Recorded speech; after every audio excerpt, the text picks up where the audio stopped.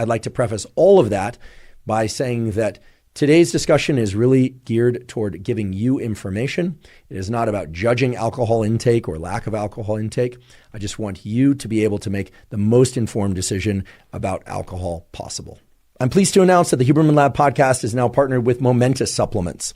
We partnered with Momentous for several important reasons. First of all, they ship internationally because we know that many of you are located outside of the United States. Second of all, and perhaps most...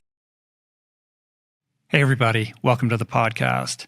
My guest today is Dr. Andrew Huberman. Andrew is a neuroscientist. He's a neurobiology professor at Stanford Medical School, a McKnight Foundation and Pew Foundation Fellow, and the founder of Huberman Lab, where he's involved in all kinds of really amazing breakthrough research on brain function, brain plasticity, and brain regeneration. His work has been published in top journals like Nature. He's been featured in publications like Time, Scientific techniques to help you optimize productivity, health, and performance.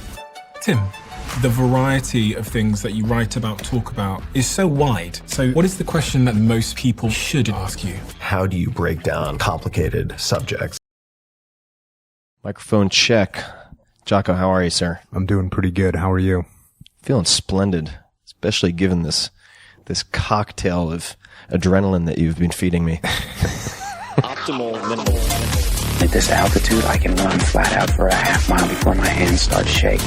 Can I answer your personal question? Now would seem an appropriate time. What if I did the opposite? I'm a cybernetic organism, living tissue over metal endoskeleton. This episode is brought to you by Tonal, Tonal. I'm super excited about this one, and I was skeptical of it in the beginning. Tonal.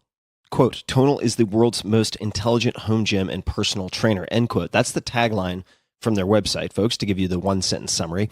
And this device, it's really a system, is perfect for anyone looking to take their home workouts to the next level or someone who just wants to get maximum bang for the buck in a tiny, tiny footprint of space.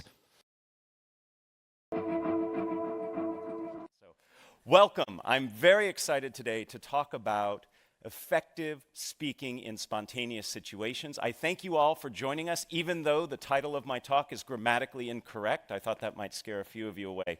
But I learned teaching here at the business some things because I believe the way we become effective communicators is by actually communicating. So let's get started right away. I'd like to ask you all to read this sentence. And as you read this sentence, what's most important to me is that you count the number of F's that you find in this.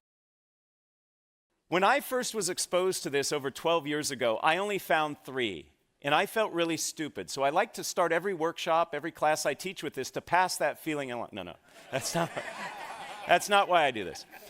I do this because this is a perfect analogy for what we're going to be talking about today. Sentence. And as you read this sentence, what's most important to me is that you count the number of F's that you find in this sentence. Please count the number of F's. Keep it quiet to yourself.